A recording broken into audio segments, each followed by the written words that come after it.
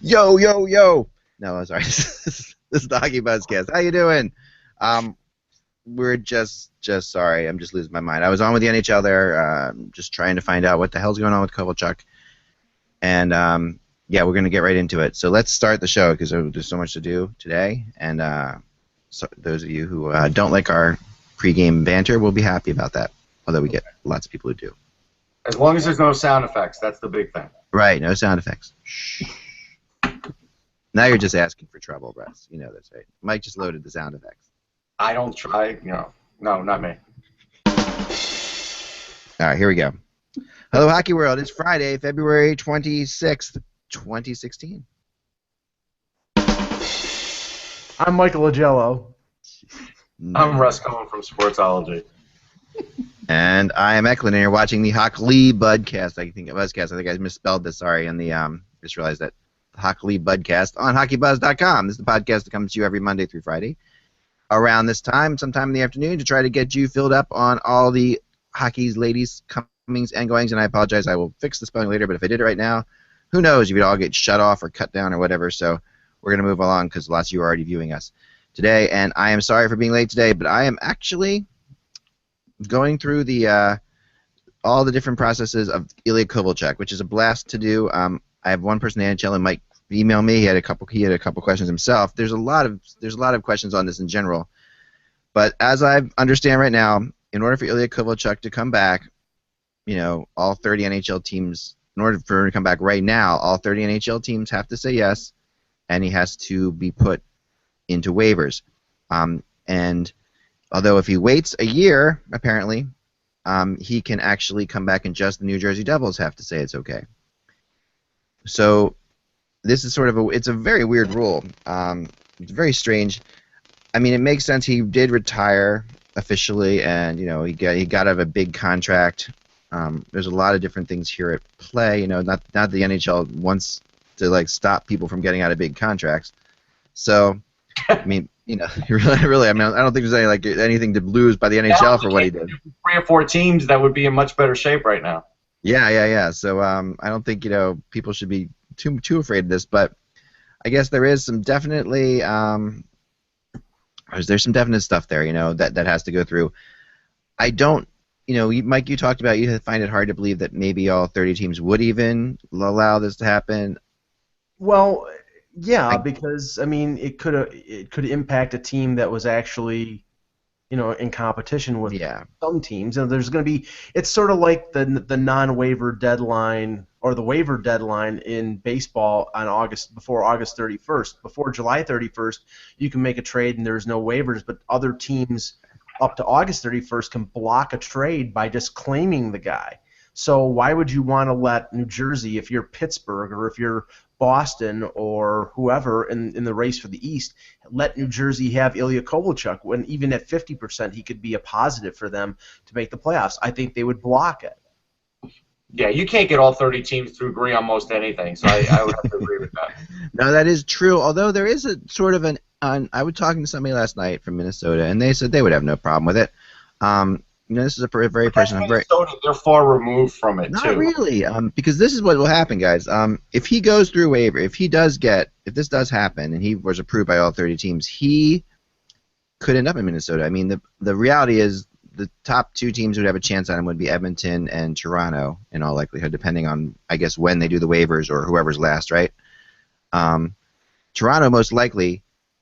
When I heard Toronto would get the shot at him for the waivers, then it immediately occurs to me that maybe that it's not absurd or even very conspiracy theorist to think that Lou has been talking to Kovalchuk and said, "Come back here, I will claim you and trade you someplace you want to go and get the assets from it."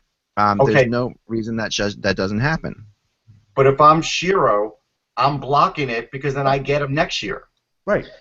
You don't get him still. You just have to agree to him coming back. Right. So that's the problem. So you do have more power next year. More power. But in Toronto, so really, what it comes down to really is the Devils hold all the cards, right? Because the Devils could force him to sign with them next year and then trade him. But in Toronto's case, they don't want him this year. No, but they would pick him up to trade him this year. Right. because it's just an asset that you get for nothing, and they can sign him, pick him up, sign him, and move him along. And there's a couple other. I mean, it's hard to underestimate the block it. I think the Devils would block it because otherwise, if he gets picked up by Toronto and gets traded into the Metro, that would be what they'd be afraid of. Right. No, that makes sense, and and I thought that too, but talking to people, I don't know. I'm not sure that would happen. It's just hard to tell, but we'll find out. And even if all 30 teams say yes, and even if Toronto picks him up to sign, if he goes through waivers and all this stuff, it's hard to imagine there's time to do this before the trade deadline. It just feels, and I wonder, what I'm trying to find out is if that process has happened, like if they've gone to all 30 teams. That's something that I've been looking into today, and that people are being very quiet about that.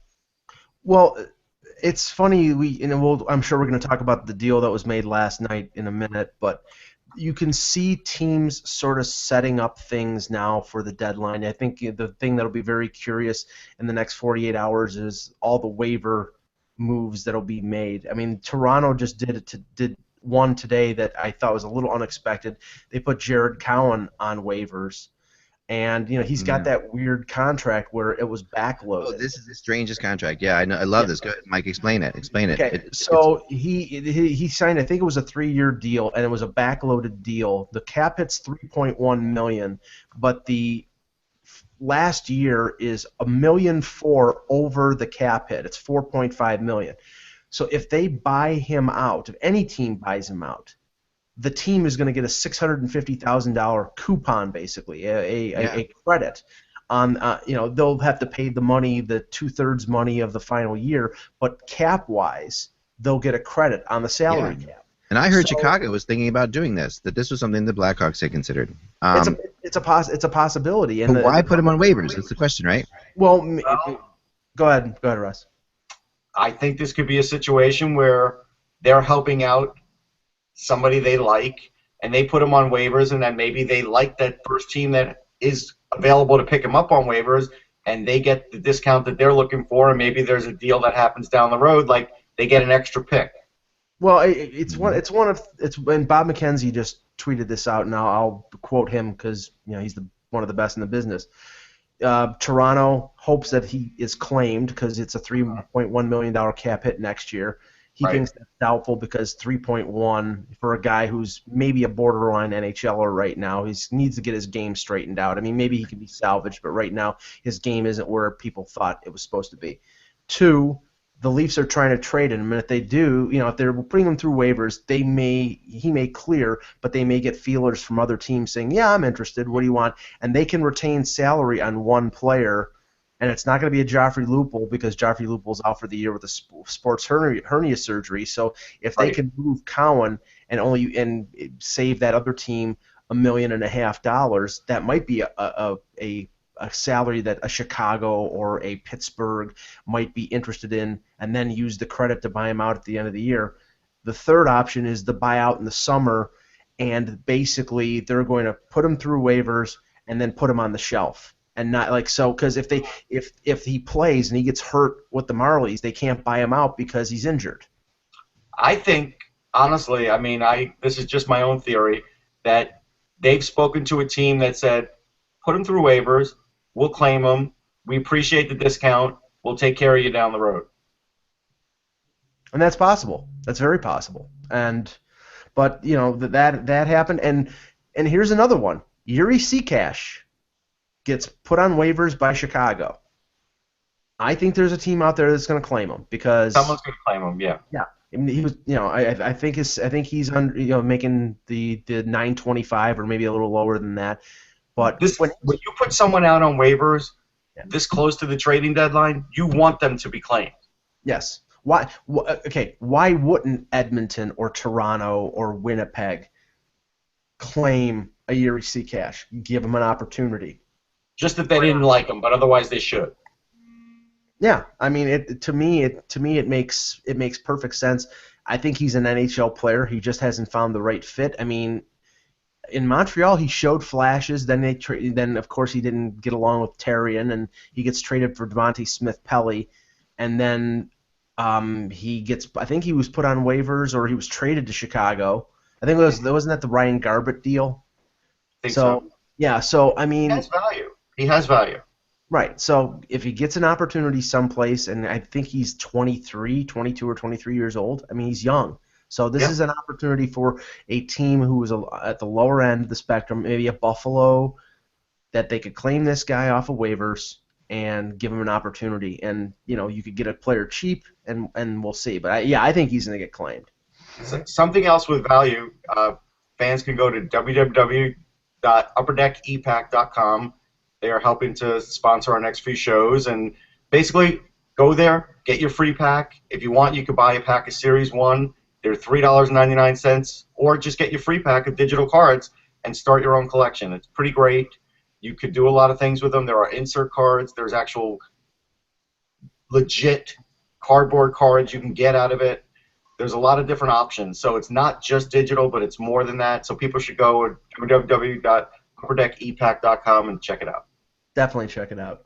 Now, we're now 72 hours from the deadline, and it sounds like things are starting to percolate, obviously. I've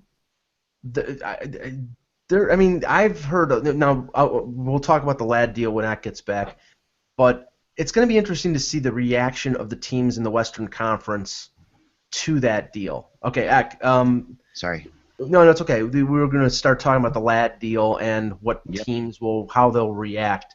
I mean, first of all, Russ, what did you think? Because I thought for, the fact that he's a pending UFA and he's obviously a very good player, I thought Winnipeg got pretty decent value, but after talking to you, I'm not so sure that Dano is as good of a player as a lot of people think he is. Yeah, I think the perception of Dano is better than Dano. I like him. I mean, I knew he'd play in the NHL quickly, but he's a guy with not a lot of North American experience. He's a guy that has good speed, definitely some skill, definitely could score some goals, good trigger on the shot, doesn't play defense, not good on faceoffs.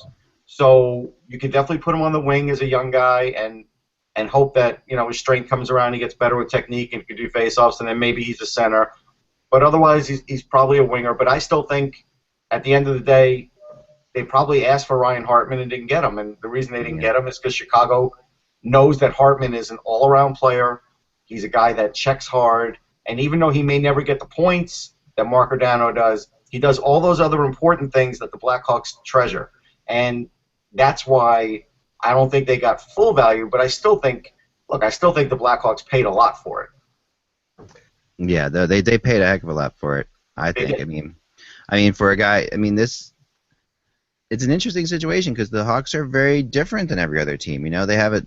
You can't look at the Hawks like you look at anyone else. Almost, you almost have to say, they're in the league by themselves when it comes. They're an anomaly. I mean, if you remember yesterday when we were debating whether they would trade a first rounder, and I said there's no question they would because they get guys in so many other places that they're willing to do that. They're comfortable with it, and so that to me was a no-brainer of that part of the deal because. Yeah, they know if we pick in the third round, we're going to get at least – if they pick third, fourth, fifth, and sixth, if they have 4 picks in just one draft, they would get 2 of them to stick.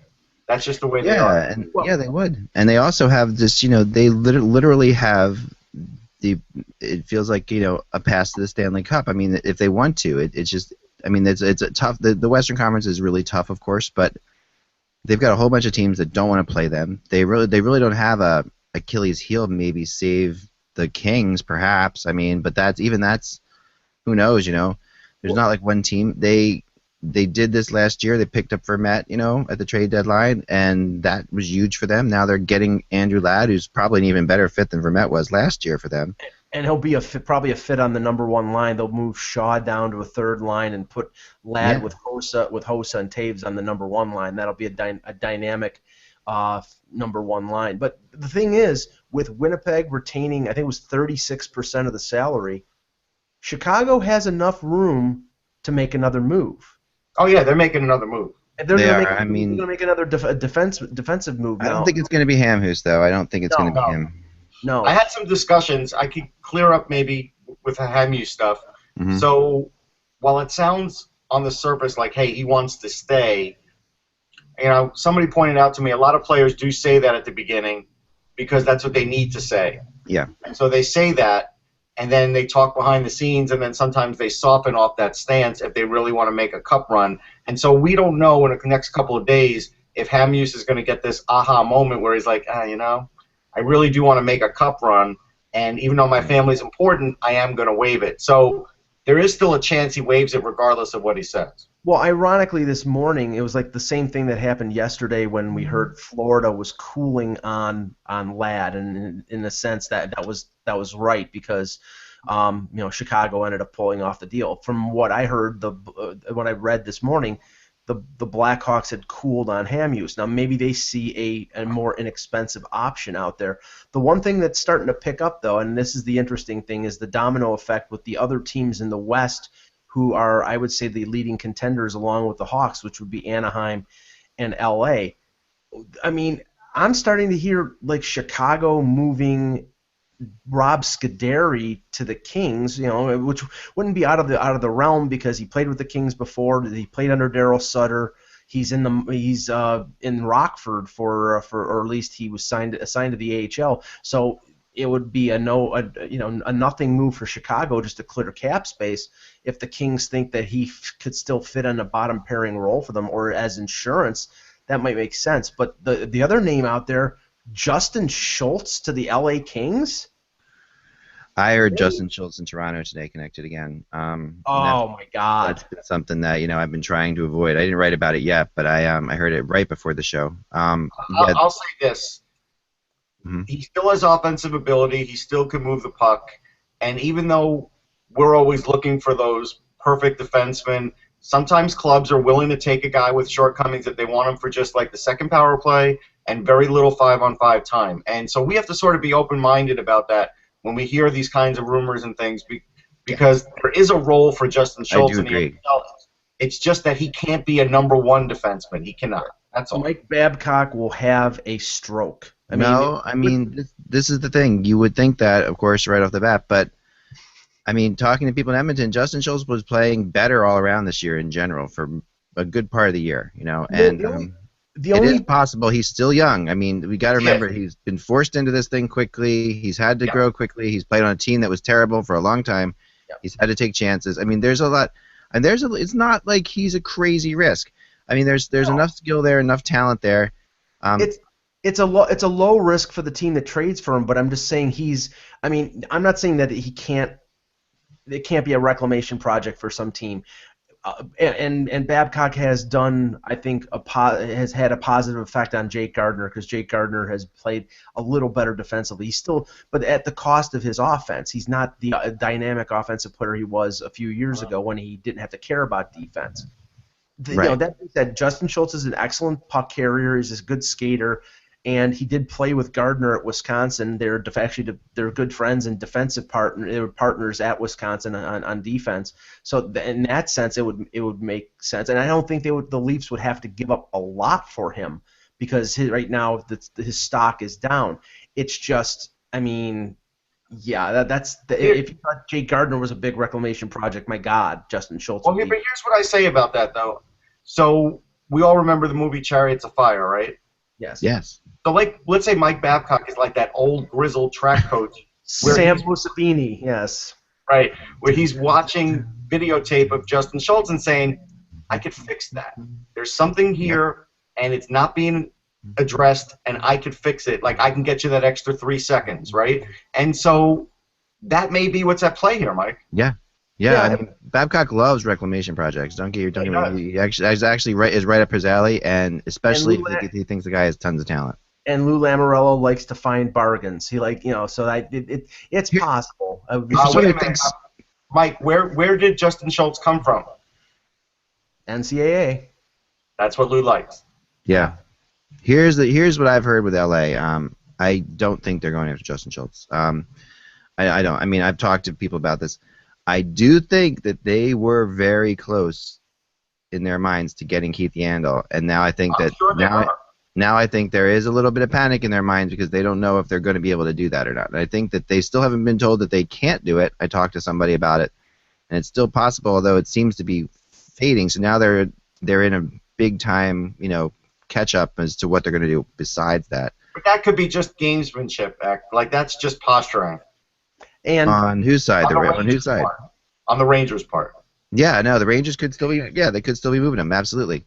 But today we saw a couple defensemen signed. Actually, so we had Olli Maatta signed, and I was okay. Well, let's talk about that because the Maatta signing is a little strange because his AAV is less than Clefbaum, is less than Adam Larson. I think, and Russ and I talked about it this morning when we heard about the signing. He's had his injury problems, he's had his health problems, and he hasn't played as many games as they would have liked, but they know the potential there, and I think they got themselves a pretty good deal. They bought 2 years of unrestricted free agency away from a 21-year-old defenseman.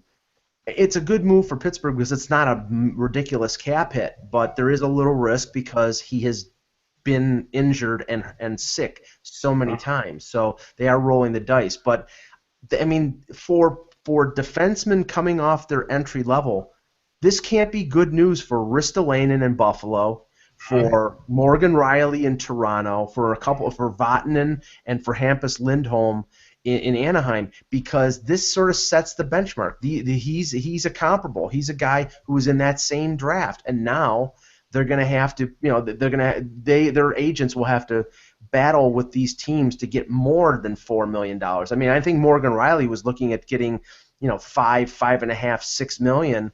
Now, either he takes the bridge deal for 2 years or takes close to what the Clefbaum got and what Maatta got. I think there's two things that work here. Somebody just texted me just to let you know that it was a weak draft. That was a weak draft you're talking about. Ah, yes. Yes. Oh man, that sounds like that's got Dan written all over it. Olli Maatta. Okay, so Olli Maatta at $4 million per year is a really good deal, I think. But it also is two things are at work here. One, I think Olli Maatta really does want to stay in Pittsburgh. That's one of the things that we don't often think about that. But he is a player who I think he just wanted to stay in Pittsburgh and likes it there a lot. They've been very nice to him a couple times now. He's had injury issues. They've been, they've really, when a player goes through that kind of stuff and they see how the team reacts to it, and they're playing and they're getting all this money and they're not actually playing, I think sometimes it does play into players' mindsets. But the other thing here is that I do think we're seeing that and the Coburn deal, which is pretty reasonable as well. Well, I have some feelings on this one. Let me finish with the Maatta, I think, and then go ahead. Talk about Coburn. While I think the Maatta deal is okay, I never like the term where someone says, well, it's low risk and low cost, because now with the cap going down, everything costs a lot. Right. And it always does, especially down the road. With the health issues and everything, I think there's a little bit of risk, but also he's not a big point producer. He is a very good defenseman, don't get me wrong. But now you've set the mark at $4 million for a guy that's never going to get 50 points, let's say. And so now what happens when you have a guy that could get 50 points? Now he's no way he's settling for $4 million. Now he wants 5.5, 6.5. Right, and see, that's the thing. It's like, Ristolainen is a very good offensive player, a big kid who can play in his own zone. Morgan Rielly is that type of puck carrying, power play, first pairing defenseman. Yeah, they're not taking 4.03. They're not right. I think if the Sabres and the Leafs play hardball with Ristolainen and Rielly and say, okay, we're not going to give you any more than 4.5, then what they're going to do is take the bridge deal, roll the dice on themselves, have 2 good years, and then say, pay me $7 million. So, right. What's going to happen in the summer here is, I think the Leafs, and Lou Lamoriello won't say this, but I think the Leafs organization wants to get Rielly locked up for 6 or 7 years. They know what they have. He's a top 5 pick. He's played very well. He's got some growing pains that he has to get through, but he's an excellent young defenseman. They're going to want to get him locked up for as long as possible. So I think they'll make that work, and if they have to pay an extra $500,000 a year, they'll do it. Ristolainen in Buffalo, he's clearly the best defenseman on the team. He blows away Zach Bogosian. Honestly, I think he's got to be paid more than Bogosian is, and Bogosian makes $5.8 million, so I'd say $6 million for Ristolainen. Well, and in Buffalo they can do that because they have space. These are also definitely signings that show the people's hesitancy towards the salary cap future. That's the other thing I think about this is these are really especially Maatta is assigning towards, well, maybe there's not that much money. I mean, we're not looking at a big cap, and we know the Penguins. If you want to stay on the Penguins, you're going to have to play for less because the Penguins are in trouble, right? They have this cap. They have this cap issue that they really are up against it. So now Coburn, briefly, I mean, I the first thing I thought when I read about this was a sign and trade. I just did because I had talked to so many people that said that Coburn, and I know that others have said no, but I have talked to many people who have said Coburn was involved in deals this year. Well, he might have been, but the thing is that in this deal there's a no trade clause from the very beginning, like today. Right. I know. That's not. I would seriously doubt that that's going to happen because if he waives it, then he has no trade clause going to his next team. So, to me, this is Exhibit A in them not moving on from Stamkos. They're spending 2016 money on a guy who was making, I think, he's taking a pay cut to stay there. He's making 3.7. Oh yeah, no, he's making less, but he hasn't. He's making the right amount of money for him. Right. This is, but they're spending 2016 money on a 3-year deal on a veteran defenseman who's still very good, but they're spending money going forward. And if they were intent on, I think they would have said, we'll sign Stamkos and then see what we have left. Here, I think they're going to lock up the guys that are RFAs and UFAs, and Stamkos is going to walk. I think that's what's happening here. I have a different take. I think what Steve Yzerman's doing is he's locking up guys he knows he can lock up. It's not like he doesn't have the money for Stamkos, but this is basically to show Steven Stamkos, we're locking up guys. We're not waiting for you. And if you want your money, we'll give you your money, but you have to tell us because otherwise we're locking up these other guys. And there's a little pressure involved there. He's gonna see. That's the thing here, Russ. I mean, I'm of the opinion, and I'm not. Believe me, I'm not the only one, and I've heard people on both sides. He's now what 4 months away from UFA. So you don't. No, I'm saying you don't. I mean, you can go back to Tampa, and there's a 50-50 chance he's going back to Tampa. But there's no way in hell he's not going to July 1st to see what the market will offer him. Or at least go to like June 25th and see, and he can talk to other teams. Yeah, I think that's more likely. I think he will end up signing in Tampa like right before July 1st. That's my bet. If I was to get what's going to happen, that we've seen this kind of thing before. That seems to be where it's heading. But I do think that I mean, when you talk about that, whenever you push it like that, whenever you push it to the final moments like that, it can fall apart. Things can happen. And if it falls apart, it falls apart, And I think that there's a lot of what St. Louis is doing here is like Doug, like Russ said right there. Sorry, I agree. Bob McKenzie reporting that Christian Ehrhoff will be moving from L.A. to Chicago. Not an official trade, but likely to occur. Now that's okay. Who wants Ehrhoff at this point? Like this, I don't get the. Maybe Bob, we know you have good sources. Just friggin' say it's an official trade. I mean, this is Bob really doing a good job here at you can't call it official yet. Maybe this is Ehrhoff for Scuderi. Maybe that's what it is. But again, that could be.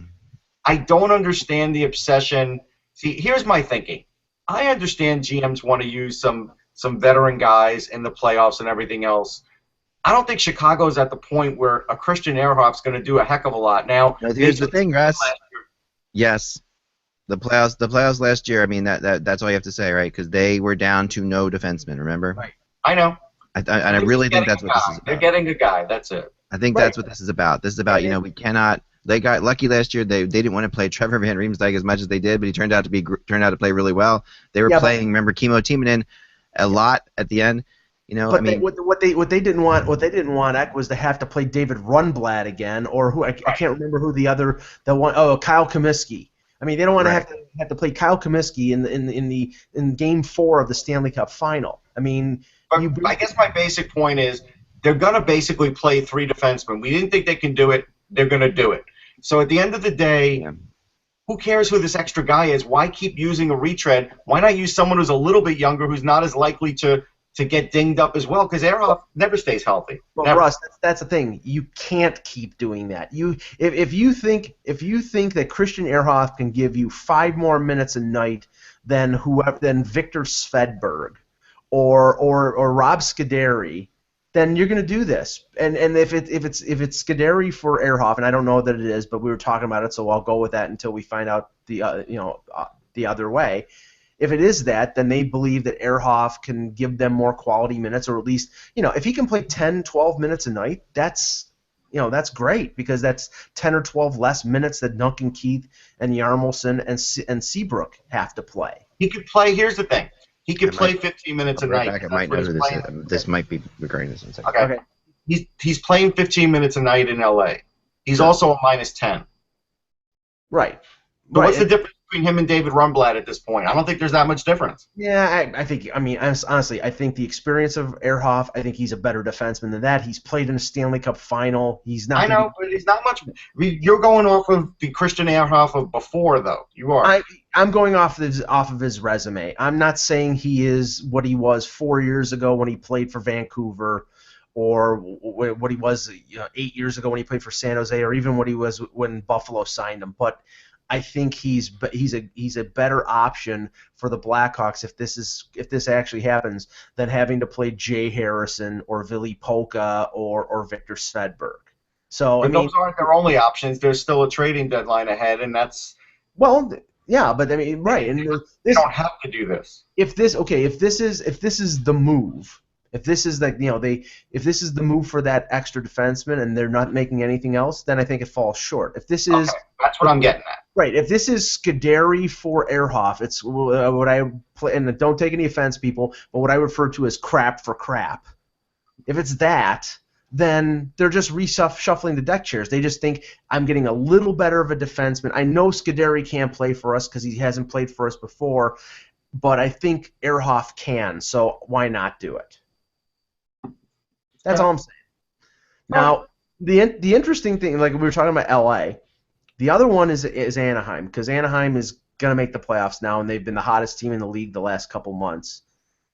Bob Murray came out yesterday and basically said, we're looking for a winger. Now, it depends on how much they want to spend. It depends on how much they want to give up. They could go for a cheap option like a PA Parento who won't cost them a lot and won't cost them a draft pick and won't take up a lot of room on their salary cap. The one that intrigues me is, after watching the Leafs beat the Carolina Hurricanes last night, if Carolina loses tonight, I think they play Boston, I think Ron Francis goes into full sell mode. Yeah, I'm pretty sure of that too. And if he does, Anaheim is one of the few teams that would have not much of a problem fitting in Eric Stahl under their salary cap, and whether Eric Stahl would be a fit in Anaheim as a. Okay, I'm told it is Scuderi for Ehrhoff, but we'll find out shortly. There you go. Wow. Yep. That's a very minor deal, though. In this day and age, it is. Yeah, it's two buried veteran defensemen, but Stan Bowman believed that Scuderi, they tried him out for a few games. He didn't work with Joel Quenneville. They sent him to Rockford. You know what this is like? This is like we're playing softball. You're down to the last pick. I look at you and I ex the captain of the other team, and I'm like, I don't want this guy. Just give me anybody off. Give me anybody off your team, and you could have him. This is funny. I am not going to agree with you guys at all on this one. Okay. I was around both the Kings runs, right, and I've been around Scuderi and others. What now? So was I. I know. I think this. But listen, Scuderi, I've talked. You've talked to people. Scuderi was a really important player for them, and not just on the ice, but around the team. He was. The reason, and this is getting him. There's a whole lot of other stuff going on in LA where there's almost like, it's funny, where the Hawks are fully about all the talent they have. There's a different kind of aura around the Kings where they sort of have this thing where they can beat anybody just because. I don't know what I mean by that. It's hard to explain, but there's like a. No, I do know what you mean, but he also blocked a lot more shots then too. Yeah, no, but it wasn't just blocking shots. It wasn't just on the ice. He was in the room. I get that. I do. that matters more in LA than it does in Chicago. So I think what's going on here is you're looking at LA saying, we are going to we need that. I mean, Chicago did bring back Andrew Ladd, who was a very similar type player for them, but in 2010, but not as big. I mean, honestly, Scuderi, when he went to Pittsburgh, I really looked at that move like a good move for the Penguins for the reasons that I'm saying. I really thought it wasn't. And Scuderi was very important to that first Kings Cup team. Like you said, he was a shutdown guy. Now he won't be able to play the minutes that he did 4 years ago. But what this is a replacement for what Robin Regehr was on the Kings last year. He's a veteran guy. He's trusted by Daryl Sutter. They know him. He can fit back into that group, no problem. He'll be on the bottom pairing. He'll be paired with Braden McNabb and play about 12 minutes a night and kill penalties. And I think he can do that. Yeah.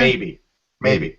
No, but again, yeah, it's possible. But at the end of the day, I think this is more about the getting the band back together a little bit in LA. It honestly is. You know what it's like when you get the band back together when you haven't been together in 10 years. Go ask Guns N' Roses what that's like. You know what that's like.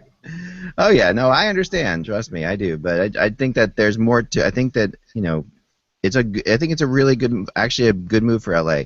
They need this. This is the kind of move, like we said, the LA Kings are probably the only team that has maybe a slight psychological advantage over the Chicago Blackhawks in the series, right? Because they have beaten them before, and it might have been by a goal in the seventh game in overtime, but it was still they beat them in a series, right? So that's that. Otherwise, this Hawks team could have won 4 in a row, or who knows, whatever. So this is definitely. I think there's something to this. I actually do like this move. It's not. I don't think it's as minor as we're saying. I think it's a no lose for both teams. It's not. I agree with Russ. It's not earth shattering, but I think. These are guys who I think Daryl Sutter and Joel Quenneville will have no problem putting in as on a bottom pairing, either during the end of the regular season or in the playoffs. It's like I said. Right. Now I'm about to bring out what I think is the most interesting name in the trade deadline so far to date. But before I do that, Russ has a word from our sponsors. We already did it. Good job. Nice I was all set for this transition.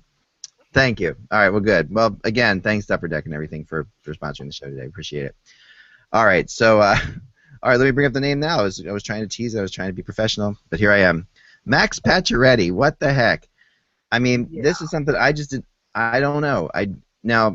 This popped up a couple weeks ago. No, it did, and I ignored it, and we talked about it, and I joked about it, and I laughed about it. But now these people are talking about it now are not the same kind of people that were talking about it. Somebody pointed out something on Twitter that Scuderi has a year left. Yeah. So maybe he agrees to retire. Maybe. Yeah, that's a big factor too. That is a big factor. No, I mean it is crazy to think of these two teams trading with each other, though. I mean, if these two teams can trade with each other, who can't trade with each other, Well, the thing is, I mean, more than likely because remember Scuderi was traded for Trevor Daley. More than likely, Trevor Daley would have been bought out by the Blackhawks because he wasn't working there. Scuderi probably would have been bought out by the Blackhawks if they had not made this deal. It could be very well that Dean Lombardi said, are you going to retire at the end of the year? And if not, you can stay in Rockford and enjoy the rest of the year. If you're going to retire, we'll bring it back for one last tour with the band. I think that's a possibility, but maybe we won't even hear about that. But let's talk about something more interesting. Max Pacioretty. Sorry. No, not to no. I mean, it is an interest. I'm sorry, I didn't mean that in that way. But I'm just saying that there is definitely some other stuff on the table. I think you got it right. Max Pacioretty. Of all the, I'm not a big Terrian supporter. I know I get a lot of heat for that. But Terrian and Pacioretty is a Terrian guy. Like this is the one guy on that team that I've heard at least is a Terrian supporter. At least, and he's a captain, and that makes sense. There's a lot there to it. But but now, and like I said before, I shrugged this off a little bit, but in the last couple of days, Yakupov is coming up a lot now. Not just me saying it yesterday, but a lot of other people are now saying Yakupov to Edmonton is possible. I mean, to Montreal is possible. Pacioretty could end up heading someplace too. I've heard a couple teams already. I heard Tampa involved with this. Could this be Drouin? Could this be the Drouin trade? Somehow involved. I mean, it's not, you won't think Pacioretty straight up for Duran would make sense, but I mean, my God, the pressure on Drouin if he goes to Montreal would be obscene. I mean, would they really do that to a 21-year-old kid? I think that would be psychotic. But that being said, I mean, the realization of Marc Bergevin that the problem in Montreal is greater than just the fact that Carey Price is not there. I think he's finally realized that that's the case. Carey Price skated with equipment today, by the way. Just throwing that out there. Yeah, yes, he did. And obviously, you know, I think the PK Subban rumors were ridiculous, and that's not going to happen because he's a defenseman. He's locked up long term. He's making big money, and he's loved in Montreal. But anybody else, I don't think there's any untouchables. Pacioretty's loved in Montreal too. He is loved in Montreal. I know, but I mean, honestly. No, I mean he really is. I mean he's of all the forwards, I think he's probably the most loved in Montreal as well. I mean, I would be genuinely surprised if they trade Pacioretty, especially 1 year after making him team captain. I can't see them trading Gallagher. I can't see him trading Subban. But anybody else, including Galchenyuk, I don't think anybody is an untradeable on that team. So I think Bergevin, either now before the deadline or in the summer, has got to go to work because that team is just not good enough. Well, that's obvious, I think, at this point, right? So they if this were the deal, if it were Pacioretty and Drouin, and even if Montreal gets back something else and Tampa gets back something else, right? I don't think this is what's making them better. No, that's not even a lateral move because you're giving up a guy who's in his late 20s who's established, who even though that team hasn't scored that much, he's still scored over 20 goals. He's their main guy.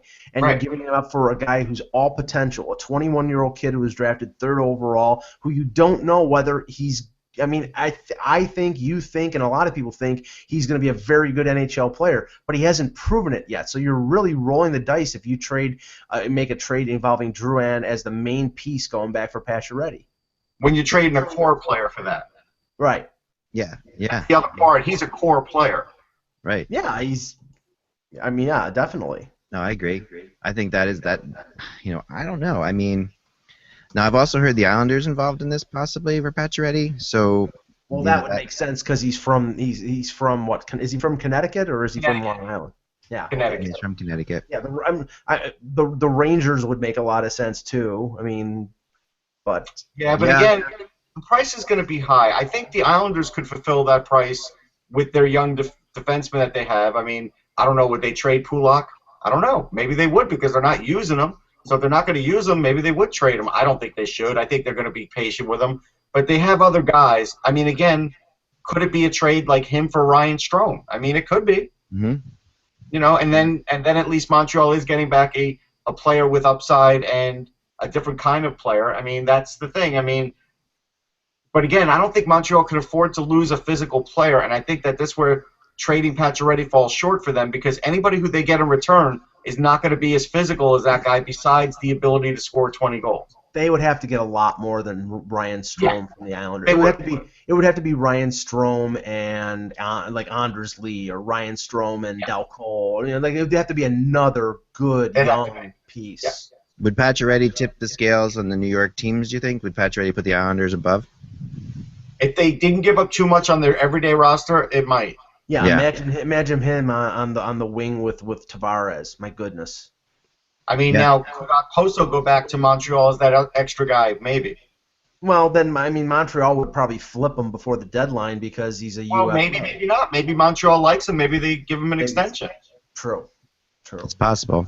There are a lot of people asking. We really appreciate the fact that you want us to do a show on Sunday night before the trade deadline. So we will do it. We'll do it at 8 o'clock. We'll do 8 o'clock Eastern time. Just because you asked. Because if you don't think we're answering everything. Yes, we'll do anything. Don't think that. We don't do everything. Yeah, no. No, usually. I just wanted to stop that in advance, because you know what's going to happen next. Can we borrow $10? Yeah, no, I don't leave the house for less than $1,000. You know that. But yeah. But since the show is in my house, I'll do it. So there you go. You could literally pull up a cot and you'd be okay. Yeah, I'd be totally fine. So we'll do it 8 o'clock Eastern time till probably like an hour or so, just kind of like a preview show. We'll see. So are we doing an Oscar pre-show on Sunday night? I guess so. I know. I'm not dressing up. Are we reviewing the dresses as they walk down the red carpet? The Hockey Buzz red carpet, yeah. That's no one wants to see that. No one Kate wants Winslet is wearing a Givenchy. There you go. Ty Anderson is sporting a okay. All right. Guess who has the most points in the NHL since December 15th? Just going to throw one non-trade rumor thing out there today. Can you guess who has the most points in the NHL since December 15th? Team-wise? No, just a player-wise. Who scored the most points in the NHL since December 15th? I would have thought Crosby, but that's not it. No, because he didn't start scoring until January. Mm-hmm. I'm going to go Matt Duchene. John Tavares. Nope, neither of you are right. Give us Western Conference. Western Conference Pacific Division. Okay. Ryan Getzlaf. Nope. Ricard Raquel. Nope. He's been scoring a lot. Most points in the NHL. Jeff Carter. No. This is pretty crazy. I was surprised by this too. He's got 39 points. One ahead of Patrick Kane with 38. Crosby has 37. Kuznetsov, I can never say his name, has 34. Kopitar has 33. But this player has 39 points in 29 games since December 15th. Go ahead. Joe Thornton. Joe Thornton. How about that? Well, we know he hasn't scored 4 goals in a game. No, but how about that? I mean, that isn't pretty crazy. I mean, impressive. Yes, Joe is a point scoring machine. I mean, we can say what you want to say about him in his career, but he just flat out can score. Yep. I mean, just make sure you don't draft him in a playoff pool. No. So the Blues. He's a Hall of Fame caliber player. He is. He's a Hall of Famer. In my mind, he's definitely a Hall of Famer. Guy. He hasn't been the best postseason guy, but sports are not based on one guy. But he is a Hall of Fame caliber player. He is. Yeah, in my book, he would be a Hall of Famer. The Blues are not going to re-sign Backes before the deadline, and they're not going to trade him. Right, that's what I expected. So the Blues are going to ride it out with Backes. I think it's smart. I mean, this is the Blues are all in, like I've said, and the Blues are a team that, if for some reason Kovalchuk was available, that's a team I would look to, because if anybody could pick him up, I mean, I would think Marty Brodeur would be front and center, and he really fits what the Blues need. So that's a team that's going for it full out. So the Blues do have some injury concerns. I mean, we talked about Brian Elliott, and apparently the injury is more severe than expected. They are probably going to be looking for a goaltender before Monday, which I think puts them in the mix for a guy like Reimer, because Reimer's a cheap salary, but there's other goalies out there. Maybe they don't want to spend a ton and will accept a backup like a Chad Johnson or something like that. But I think they're going to look for a goaltender. Laterra and Schwartz they didn't practice today. That might be day-to-day things, but Schwartz is coming back from that long injury, and they've lost Alex Steen for at least a month. They're probably going to be in on trying to get themselves a forward, but they don't have a lot of cap room, so there would have to be some moving around by Doug Armstrong to make something work. Yeah. They're missing offense. I watched that Ranger game yesterday, and while Lundqvist played great, and he did. He played great. Yeah. They're missing offense. I mean, like Scotty Upshaw had a breakaway, and he looked pretty good for that moment, but he's got 7 points. Like, they just, when they had their injuries and everything else, something sort of just didn't click right, and now they're struggling with offense, so they're going to have to pick up an offensive player. Yeah. No, you hear noise now? East. Oh, there. I just heard that. Yeah. And Russ, and I'm not saying it's likely because it isn't, but earlier in the week, ACK reported, and it was out there from Elliot Friedman and a couple other people about St. Louis having interest in Kadri. I know that it doesn't fit with Hitchcock, but right now, if he's available and there's a situation where it works for Toronto, that could be a possibility. That's more of a long-term thing too, because he's an RFA and they can sign him. And if Backes has an unruly contract demand, then Kadri could be a replacement for them in a long-term scenario in St. Louis. I think Backes is staying. That's why I don't think they're worried about it. Probably, but there, you never know. I mean, unless. I think Backes and Hitchcock are tied together. Honestly, that's what I think. And I think if Hitchcock stays, Backes stays. But if Hitch goes, I think anything's possible. That's really where I think it's at, because those are I mean, I know Backes is Hitch's guy there who sells the whole thing to the team. It's going to be difficult for Backes to. Now, this has to be shown because before we leave, this save last night by Michael Neuwirth. Yeah. I mean, not just is this a great save, but you got to understand the meaning of this save because, I mean, before I go any further, like, so this shows you sort of how crazy it was. So now you have 1.9 seconds left, I guess, when this shot was taken here from this spot right here, and you have the Minnesota Wild who are just out of the playoffs, trying to tie it up. You have the Flyers who are hanging on for dear life, desperately needing 2 points, and who have lost many games this year in the last minute of the game. At least 3 or 4 that I can think of, which is a lot of games to lose in the last minute of the game. And Neuwirth makes this save, which is just the first angle is crazy. They all thought this is one of those saves where the Wild all thought it was in. It's just insane. It's close. It's right on the line. It's right on the line, and you'll see there's another angle. So it's 2.6 seconds. I mean, this is 2.6 seconds left in the game. This will tie it and send it to overtime, giving the Wild a chance to get 2 points that they need more than anything. Look at that right there. You can see how it did not go over the line. Incredible. Wow.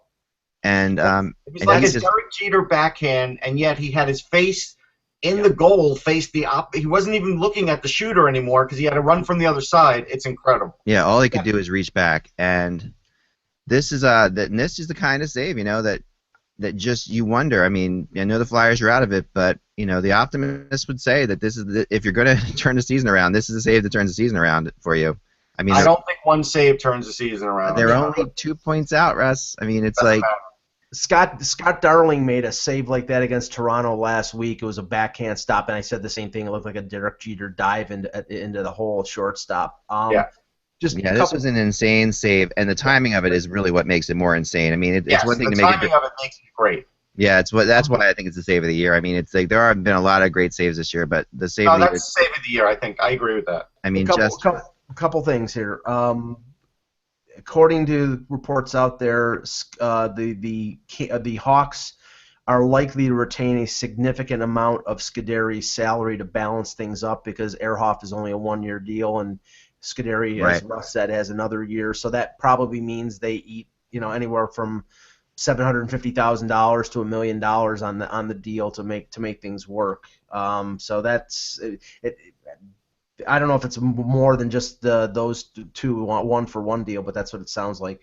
And according to this, Bob McKenzie reporting, unfortunately, that we mentioned him yesterday, I think, Russ, Andy Bathgate, the Hockey Hall of Famer, has passed away. It makes me sad. I interviewed him for a long interview for my last Ranger book, 100 Things Ranger Fans Should Do, that book. And he's a great guy. He really was a classy guy. He was a guy, like, when he skated on the ice, his hair never got messed up. But he was also a guy that, while you look at him as a finesse player, was a very tough guy. And actually, Gordie Howe was afraid of him. He was a guy, because he was a boxer, he learned how to box from his dad, and he learned how to punch guys in the solar plexus. So if you bothered Andy Bathgate in a game, he would punch you in the solar plexus. And one game, Gordie Howe speared him, and if he said he did it again, he would knock that effing metal plate to the other side of his head. And Gordie Howe never did that again to him. Yeah, and they were later teammates. He had a lot of guts. Yeah, they were later teammates because he got traded from Toronto to Detroit after the big trade in '64. So. And original Penguin, right? Yeah, I believe so. So condolences to the Bathgate family on his passing. For sure. Here's a picture of Andy Bathgate for you. Yeah, that's a big loss, big one. Yeah, it is. I was always, wow, definitely. What years did he play, Russ, roughly? He was in the '60s, but I don't know I can't tell you exactly what year to what. I think he started in mid '50s and played till like '68, something like that. That sounds about right. Probably 54 to '68, something like that. There you go. All right, that is a shame. Let's end with the always uplifting NHL Lottery Simulator. Okay, and I promise I will only do the sound effect after the third pick. Thank you. I know the people out there, or the one guy out there has trouble with it. Too bad. He's okay with it. All right, I'm gonna annoy you and make you have to do that for a while. Here we go. Ready? The first pick is for the last 2 days now. It's been Ottawa. Senators with a 5% chance have gotten the first pick overall. So let's see what happens here. Ready? Here we go. The winner is the Calgary Flames. The second place, the Edmonton Oilers. And third, the Columbus Blue Jackets. There you go. Calgary Flames, who have absolutely forget what chance they have of winning this thing, but not a great one. I mean, they're 9.5%. That's not too bad. Well, 9.5 is pretty good. Yeah, they're in the 4. They're in their 4th possibly overall. So, yeah, the one thing we've seen is we've definitely seen a crazy amount of different teams in the top 3. I like the new system. I think the new system is going to be exciting as far as who gets the first 3 picks, because we've seen a lot of people that you didn't necessarily expect up there. But yeah, so far, we had Toronto won it a couple days, Ottawa's won it a couple days, Edmonton's won it. So yeah, we will see. So we'll be back again tonight, but just keep checking Hockey Buzz. I don't mean that in a promotional way, although I do. But just keep checking Hockey Buzz as much as you can, because there's a lot going on, and if my family knows not to expect to see me for the next 70-some hours, because we are literally less than 72 hours away from the trade deadline here, I guess. Yeah. And so I'll be up all weekend, all night. Anytime I have anything at all, I'll be putting it up on Hockey Buzz first, and then I'll be popping it up on Twitter after that. So check the website. Sunday night we'll be there, Mike. And starting this weekend, we will be going to the rumor tracker. Yes, the rumor trade tracker. Yes. And check back most of our bloggers check back to my column. Because if any news, any rumors happen regarding the Leafs, I will update throughout the day, throughout every day until we get to Monday at 3 p.m. Yep. So keep an eye on that, and everyone have a good weekend. Enjoy the outdoor game in Colorado as well. Remember, without the buzz, it is just hockey. Talk to you soon.